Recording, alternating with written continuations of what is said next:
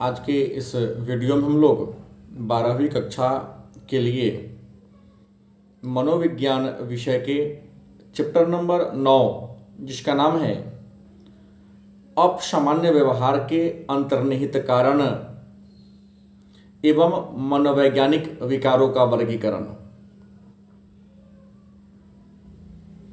अपसामान्य व्यवहार के मनोवैज्ञानिक कारण के अंतर्निहित कारण एवं मनोवैज्ञानिक विकारों का वर्गीकरण मनोविज्ञान चैप्टर नंबर 9 का नाम है। इसके जो महत्वपूर्ण लघु उत्तरीय और दीर्घ उत्तरीय प्रश्न हैं आज के क्लास में हम लोग उस पर परिचर्चा करेंगे। पहला प्रश्न है सामान्य एवं असामान्य व्यवहार में अंतर बतावे या अंतर लिखें।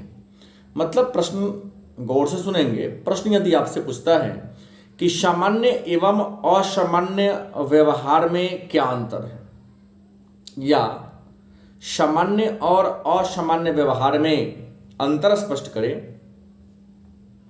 तो आप लिखेंगे सामान्य और असामान्य व्यवहार में निम्नलिखित अंतर है। नंबर 1,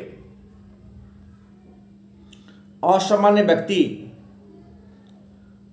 पूर्व अनुभव से लाभ नहीं उठा पाते हैं, जबकि सामान्य व्यक्ति पूर्व अनुभव से लाभ उठा लेते हैं। दूसरा अंतर, असामान्य व्यक्ति का व्यवहार अनोखा होता है, जबकि सामान्य व्यक्ति का व्यवहार सामान्य होता है। तीसरा अंतर है,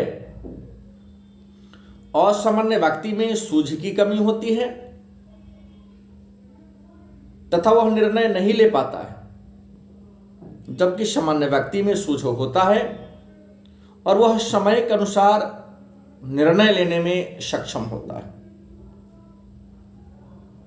चौथा अंतर है, असामान्य व्यक्ति का व्यवहार परिस्थिति के अनुरूप नहीं होता है। असामान्य व्यक्ति का व्यवहार परिस्थिति के अनुरूप नहीं होता है, जबकि सामान्य व्यक्ति का व्यवहार परिस्थिति के अनुरूप होता है।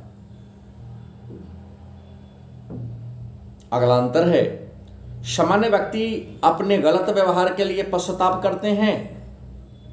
सामान्य व्यक्ति अपने गलत व्यवहार के लिए पश्चाताप करते हैं, जबकि असामान्य व्यक्ति अपने गलत व्यवहार के लिए पश्चाताप नहीं करते। अगला अंतर है, असामान्य व्यक्ति में मेल जोल का अभाव पाया जाता है, जबकि सामान्य व्यक्ति में मेल जोल पाया जाता है, मेल जोल का गुण पाया जाता है। और अंतिम अंतर है, असामान्य व्यक्ति में आत्म मूल्यांकन का गुण नहीं पाया जाता है, जबकि सामान्य व्यक्ति में आत्म मूल्यांकन का गुण पाया जाता है। अगला प्रश्न है, कैमरान ने असामान्य व्यवहार को कितने वर्गों में बांटा है, व्याख्या करें। कैमरान ने असामान्य व्यवहार को कितने वर्गों में बांटा है, व्याख्या करें। आपका उत्तर होगा, कैमरान असामान्य व्यवहार को 3 वर्गों में बांटा है। नंबर 1, मनस्ताप। इसके अंतर्गत चिंता प्रतिक्रियाएं, रूपांतरण प्रतिक्रियाएं, भय प्रतिक्रियाएं, मनस्ताप विषाद प्रतिक्रियाएं, मनोविच्छेदन की प्रतिक्रियाएं और मनोग्रस्तता की प्रतिक्रिया आती है। दूसरा है मनोविक्षिप्तता। मनोविक्षिप्तता के अंतर्गत संभ्रांति प्रतिक्रियाएं, मनोविदलता संबंधी प्रतिक्रियाएं, मनोविक्षिप्तता संबंधी प्रतिक्रियाएं और उत्साह प्रक्रिया आता है। और कुछ अन्य विकृतियां हैं जैसे व्यक्तित्व विकृति, मनोदैहिक विकृति और चारित्रिक विकृति। अगला प्रश्न है, ब्राउन के अनुसार असामान्य व्यवहार के प्रमुख रूप कौन कौन है। ब्राउन के अनुसार असामान्य व्यवहार के प्रमुख रूप कौन कौन है। आपका उत्तर होगा, ब्राउन के अनुसार असामान्य व्यवहार के प्रमुख रूप निम्नलिखित हैं। नंबर 1, चरित्र विकार। नंबर 2, आंगिक मनोविक्षिप्तता विकार, नंबर 3 मनस्ताप विकार, नंबर 4 कामुकता संबंधी असमानताएं, नंबर 5 प्रक्रियात्मक मनोविक्षिप्तताएं। अगला प्रश्न है, अमेरिकन साइकियाट्रिक एसोसिएशन के द्वारा असामान्य व्यवहार को कितने वर्गों में बांटा गया है? अमेरिकन साइकियाट्रिक एसोसिएशन के द्वारा असामान्य व्यवहार को कितने वर्गों में बांटा गया है? उत्तर होगा, अमेरिकन साइकियाट्रिक एसोसिएशन के द्वारा असामान्य व्यवहार को 1952 ईस्वी में DSM-II के तहत 10 वर्गों में बांटा गया है, जो इस प्रकार है। नंबर 1 मानसिक मंदन, नंबर 2 आंगिक मस्तिष्क संरक्षण, नंबर 3 प्रक्रियात्मक मनोविक्षिप्तता, नंबर 4 मनस्ताप, नंबर 5 व्यक्तित्व विकृतियां, नंबर 6 मनोशारीरिक क्रियात्मक विकृतियां, नंबर 7 विशिष्ट लक्षण, नंबर 8 क्षणिक स्थिर रहने वाले लोग, 9 बाल्य तथा किशोरावस्था की मनोविकृतियां, और 10 मनोरोग की अस्पष्ट अवस्थाएं। अगला प्रश्न है, असामान्य व्यवहार के सामान्य जैविकीय कारक कौन कौन है? असामान्य व्यवहार के सामान्य जैविकीय कारक कौन कौन है? तो असामान्य व्यवहार के जैविकीय कारक हैं, नंबर 1 शारीरिक अपंगता, आनुवांशिकता संबंधी कारक, शारीरिक वंचन जैसे आहार वंचन, निद्रा वंचन,